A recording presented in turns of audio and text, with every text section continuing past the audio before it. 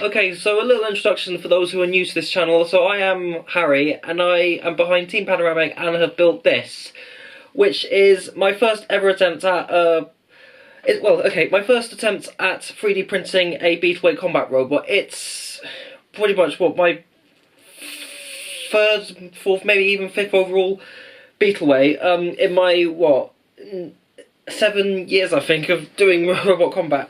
Now, with this one, I thought I'd do a little different video for it, so I thought I'd do a build diary, just to show the crazy adventures I went on trying to get this to work right, which still doesn't. There are some alterations I do need to make for it, and some changes I need to redesign, but I'll explain more about that later on in the video. The other thing to keep in mind is this video is not going to be a educational something or whatnot about how to build Beetleweights. This is just going to be a video showing the way, or ways, I've done it, so the techniques I have used and the components I've used and the way I've just built everything around each other to just, well, get the thing to work. I'm really not good at this.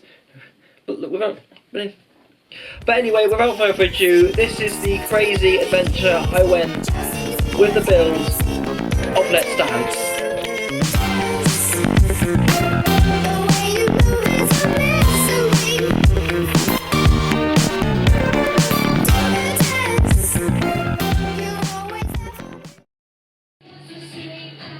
Okay, so just starting this off with a little rundown of the modelling process. I did everything in SketchUp, which I will admit is, well, it can be a terrible software for designing robots and maybe designing in general, but it was free, so just take it for what it is. There's everything from the body, the arm, the top panel, the gearbox, the motor mounts, and this is what it should look like when everything has come together. And yeah, the thing is, when you're designing things on SketchUp, it doesn't do a solid model, so the walls on this model are going to be hollow regardless. So what I did do before taking it to the printer was go to makeprintable.com, which I'm not being sponsored for, by the way. So just import the model onto this site, and it will just fix up everything. And then after that, it will go onto Cura, which will then later be printed. It will generate the G-code and be printed on my Creality CR10 S5, which I will now go and do some test prints on. Okay, so what I'm doing first of all is doing a little test print, but not with the filament that we'll be using for the main robot. Instead, I'm actually using PLA for this one and printing this on the CR10 S5. So 500 by 500 by 500 millimeter printing space, which is massive, but not using it for anything that big at the moment. I might do it for featherweight one day, we'll have to wait and see. But for now, got me to get good lighting on here. Let's try turning it up a little. Okay, that's better. So, just doing a little test print of the chassis. Everything seems to be alright, nothing looks to be out of place. I did, as you probably would have seen, the fixing on Make Printable. So, the main material I'll be using for this is actually over here. This is Camel K carbon fibre, which I just found on GearBest. So, it was cheap, so probably not the best out there, but we'll just have to wait and see how well it holds up when the final print is done. And I will be coming back to this later and see what comes of it. Okay, so yeah, that didn't go as well as I thought it would. So basically what happened here was I used a terrible filament that I had lying around in the cupboards that I usually keep all my 3D printing stuff, and it's been pushed away behind. And the reason for that is because I've used it on other printers, and all it's done is just not come through the nozzle properly, despite increasing and decreasing temperature settings and doing all sorts of stuff really that I can get it to improve. But it would just come out terribly, it wouldn't come out properly, and it's 5 o'clock in the morning, which is why I'm probably messing up the words. It's like, yeah, nearly 5 actually. But anyway, what I think must have caused it was there was a bit up there that was hollow, up in these two bits where the wedgelets will go, that I forgot to fill in, and turns out the STL corrector didn't pick that up. So what's going to happen now is I'm going to take a risk, dive right in, and print the whole thing again, but with the raw carbon fibre filament. Just a little jump cut to that last one, because there was a few things I forgot to say. Yeah, I have corrected the model. I have got put it through Make Printable again, and now roll the time lapse.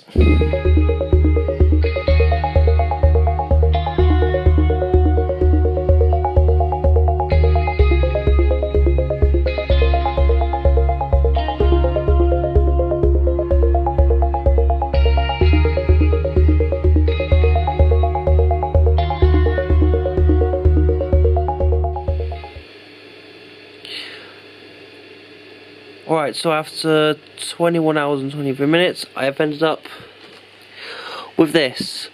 It's time to take it off the print bed and have a look at the final result.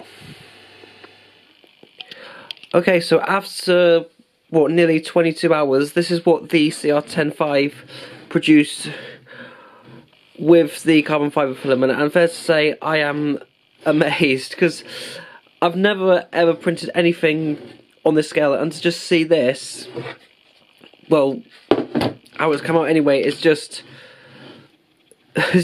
amazing. I mean, so now that that is done, I'm now to get all the other bits sliced and printed, maybe lay them all on the table and get everything assembled once the parts have arrived.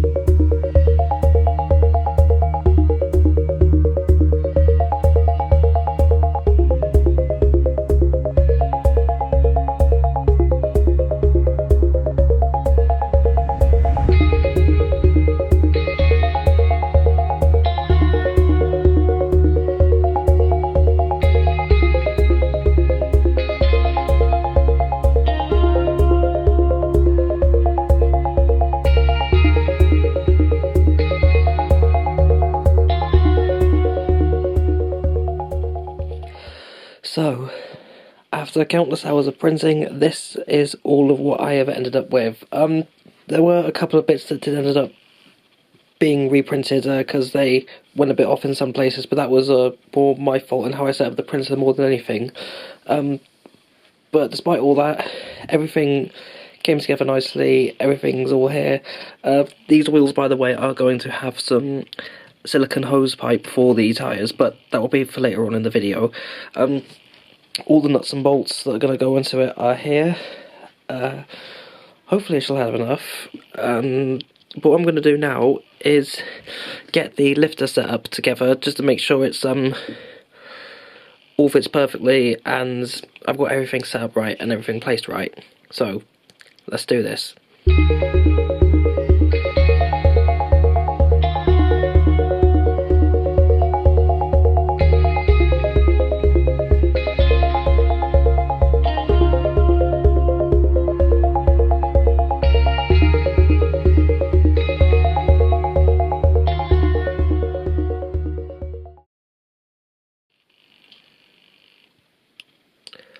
Alright, well, things are going well and things are not going well. Because the M2.5 nuts I thought were in there, apparently not, and I do not know where they are. I don't even know if they have been delivered. So I've kind of improvised. I don't know. M3, I think they are, that are just stuck in there. There's just the lifter and the lifter base, printed into 2 segments. Yeah, and what time is it? It is... Hang on. Focus, damn it. And you nearly had it there, come on. I am so sorry for this. Anyway, you can just about see it on the clock there, but there. 4 o'clock in the morning. And this is why this is an appropriate time to be messing with fighting robots. But on the plus side, the gearbox is in and works. But just doing this test with a 12-volt nickel metal hydride battery, which is definitely not going in this because it's too big, and you know, the LiPo is all the way for this kind of thing, and just using a 12-volt 600 RPM where the main weapon motor will be 10 times as slow.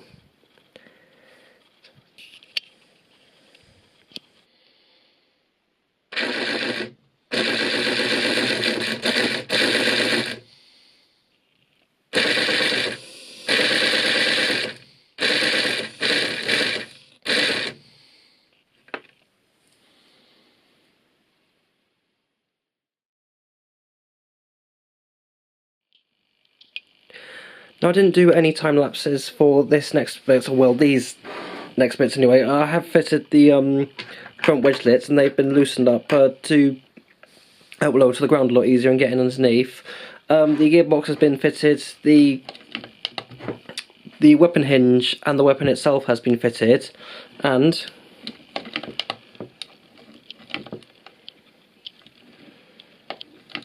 just to zoom in on that a little bit more.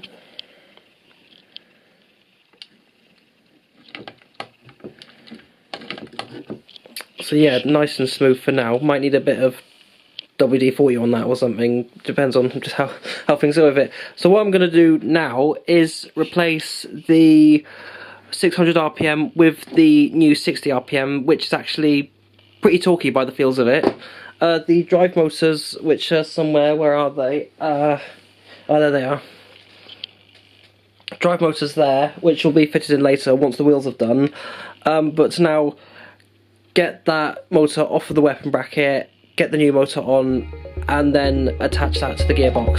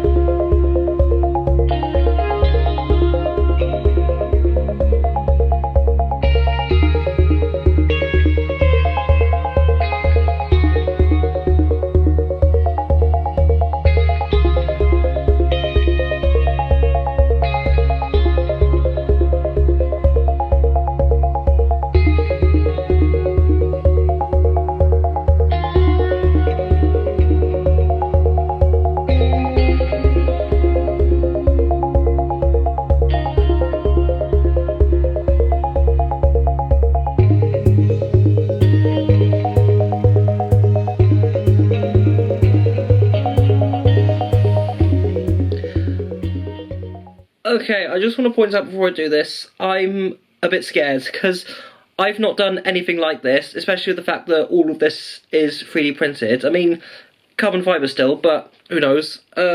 Now, I do not condone you do this, probably because of how close my fingers will likely be towards the mechanism. Just want to point out, best not to do something like this, just in case, you know, health and safety go mad.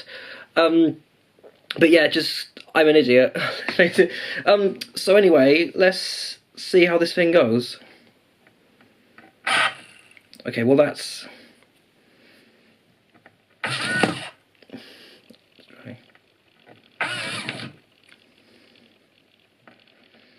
think when you get your control and timing right, this should be fine, but no, nothing is stripping, nothing is coming apart. So, one more, and then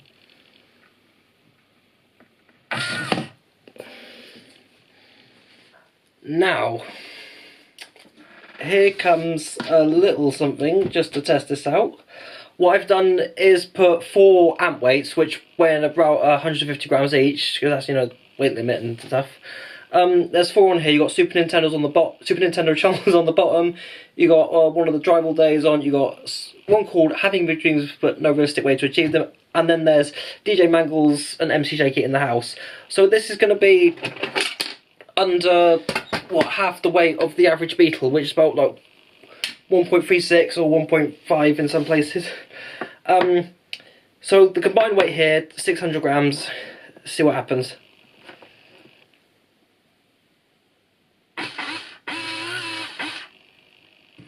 Hang on, where's that? Oh.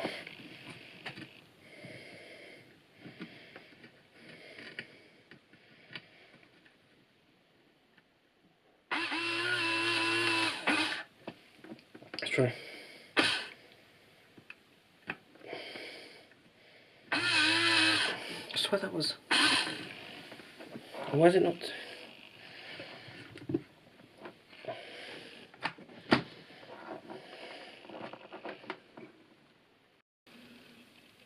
Okay, after finding out why that didn't go to plan, it was because of this.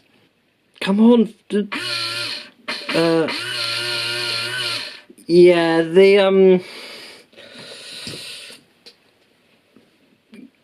gearbox end or shaft has been, well, shaft hole has been stripped.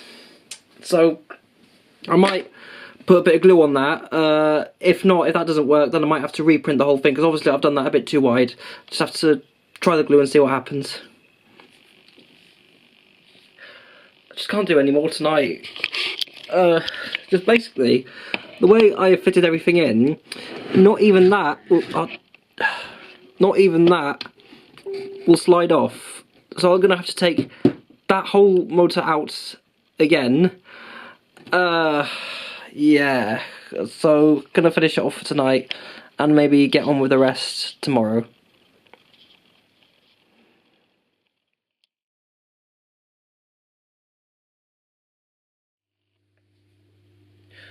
Okay, so take 2, and here we are. So what I've done is printed a new gear for the end of the weapon motor.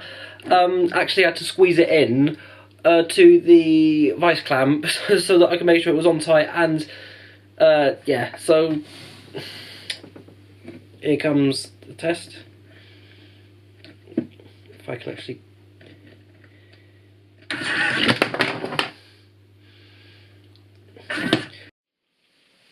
Now, earlier on in the video I mentioned something about the wheels, and now here we come to the segment of how I'm going to go about doing the tyres for them. So what I've got here is some silicone piping with the internal diameter same diameter as the wheels, where, well, without the outer bits going to stop the tyres from slipping. And I'm going to be holding a hose clamp onto it, tightening it up onto it, making sure the length left at the end is around 7mm, and we'll be cutting it with a blade. Might have to use a fresh one just to be safe. So, not much else to say about that. Let's get on with it.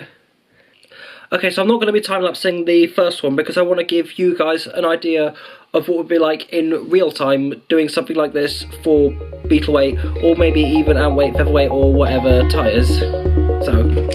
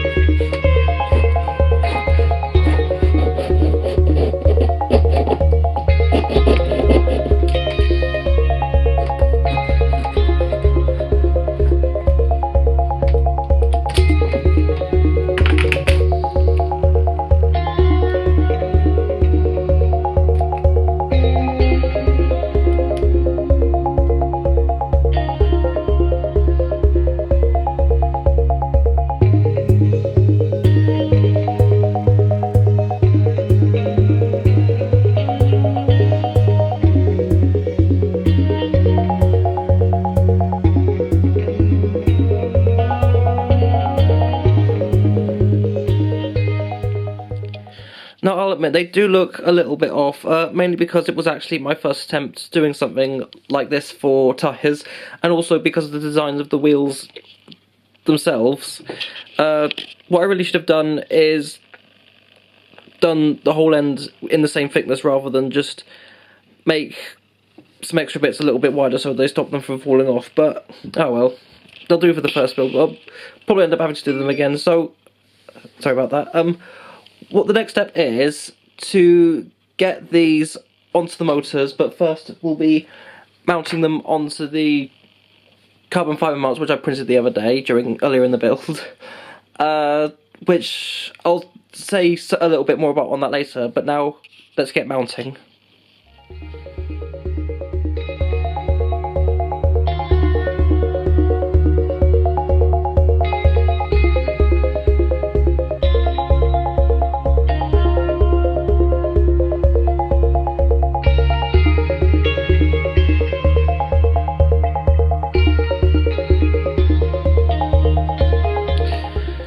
And now here we have 4 motors on 4 mounts with 4 wheels. So what I'm going to probably do now is get a bit of wiring done in advance, ready for when the speed controls arrived. Get the motors in the chassis just to make sure it all fits in. And yeah, okay.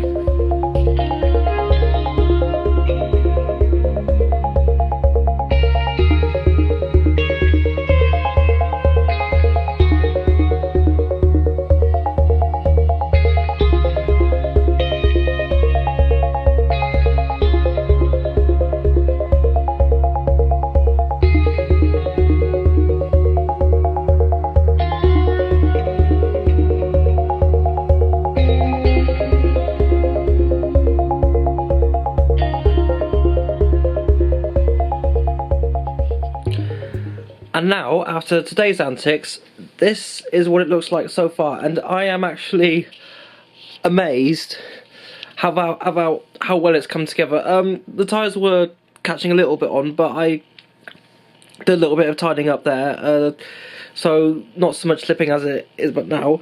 Ground clearance is good. The wedgelet's just about sticking onto there. Might need to do a couple of alterations so they get down on there a little bit more.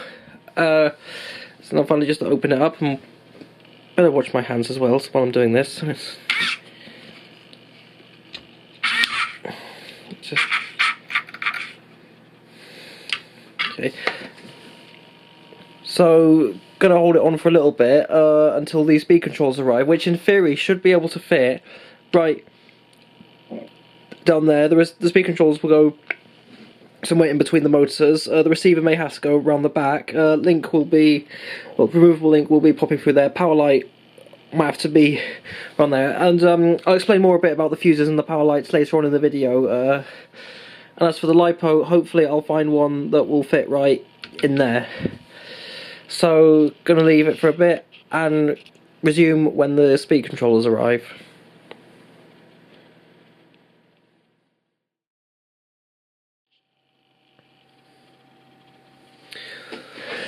Well, just roll on only a day later, and here are the speed controllers. Now these are just some cheap Chinese ones I find. They're both 20 amp rated, but I wouldn't recommend them just yet because I'm just trying these out. They're something new, but I'd just get like a Scorpion Mini or something if you're looking into building a Beetleweight. So this one is dual motor and will be used for the drive, and that one will be used for the weapon, and to be honest, it's actually bigger than I thought it was going to be. Just so you can get a sense of scale, this is a 10mm LED which will be used for the power light, which I'll explain more about just in a bit. Yeah, so I might need to take a motor out, or maybe that one particular. Hopefully the drive ESC will slide just right in underneath there. Yeah, should be fit enough.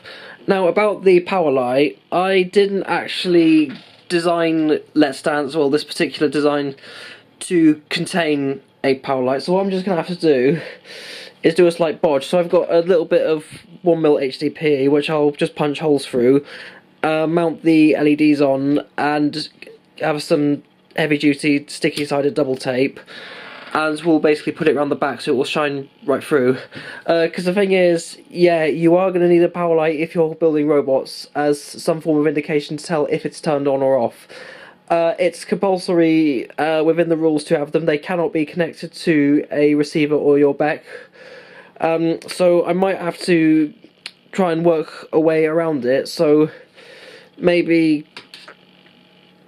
gets power from somewhere closer to the ESC. Well, either way, whatever I end up doing, I'll hopefully find a way. But let's get the power light out of the way first and do it.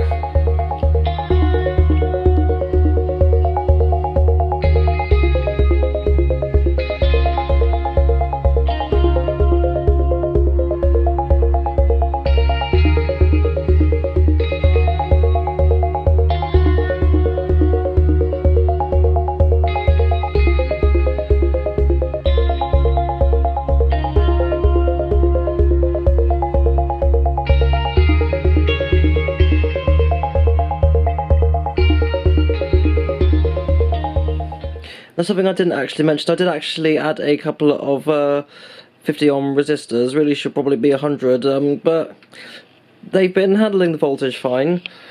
Now I've got a whole lot of mess to deal with, and now I will try and get through it.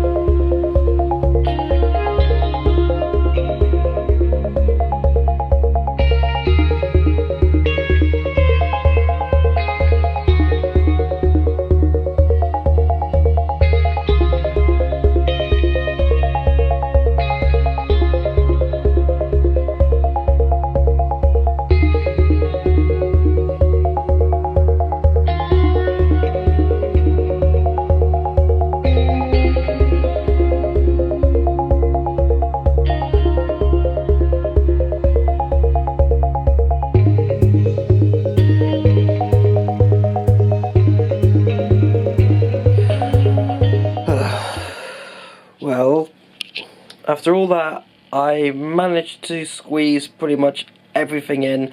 However, I am fearing for the LiPo when it arrives. It was supposed to fit within there, but then there's a bit of the speed controller sticking out, which hopefully won't affect how much it goes down. I might have to add a bit of plastic or a little extra layer in there just to raise it above so it fits in better. If not, hopefully it will fit in vertically, and as long as it doesn't go above the internal roof, and if not, well, what am I going to do? Something else I didn't point out, somewhere in there, you can't really see them, are actually the fuses, which every combat robot, Beetle and above, well, in the UK at least, will need, and they need to be rated below the, well, I think, current burst of the LiPo. I think I'll go on the right lines.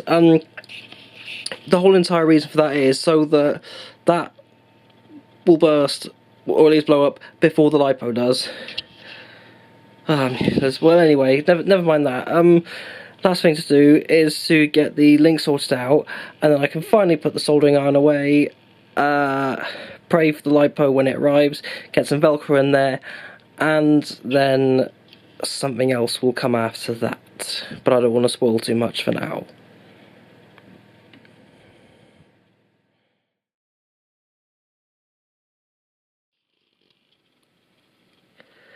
And now, hopefully, the last thing I'll have to do, other than making sure the LiPo will fit inside, get the Velcro in. So what I'm going to do now is get all the decals onto Let's Dance. Because if you've seen Tango the Heavyweight, then you'll know that I just can't leave it like this. I got to at least put some colour on.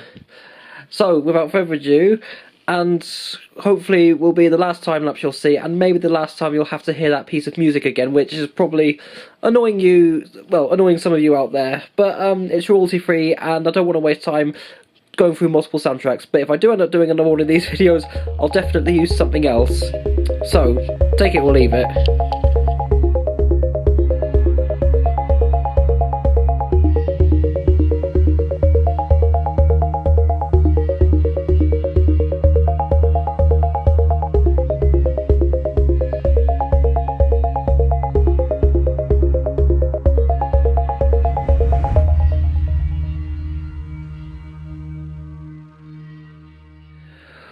Well, just before I show the final thing with all the with all the vinyl on it, just do a little comparison.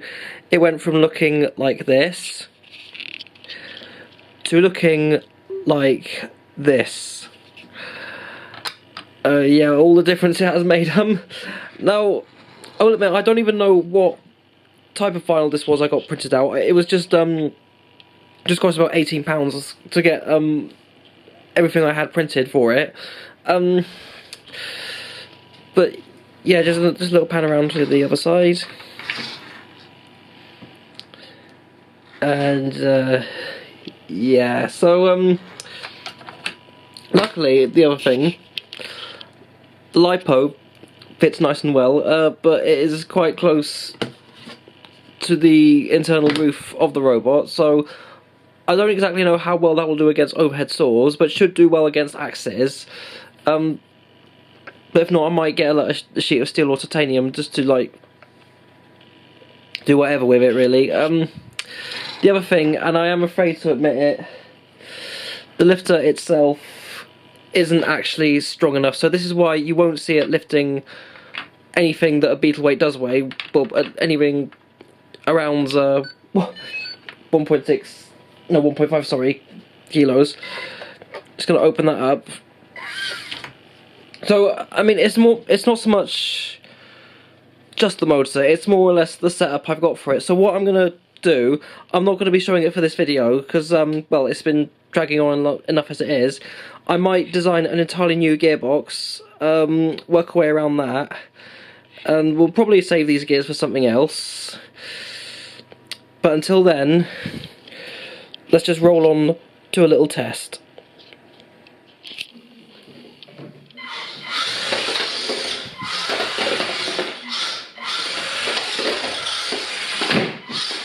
Look how bright the power light is.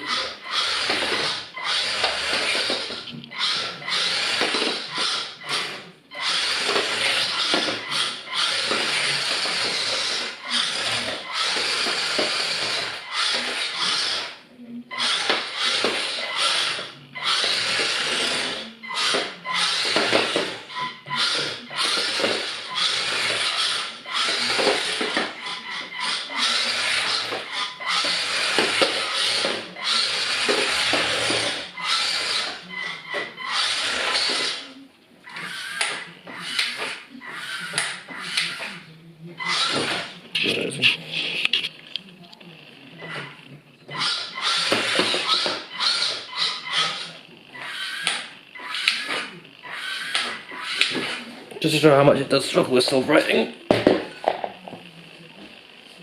Won't even run up upside down either, is it? Oh. But yeah, there you can really hear it struggling.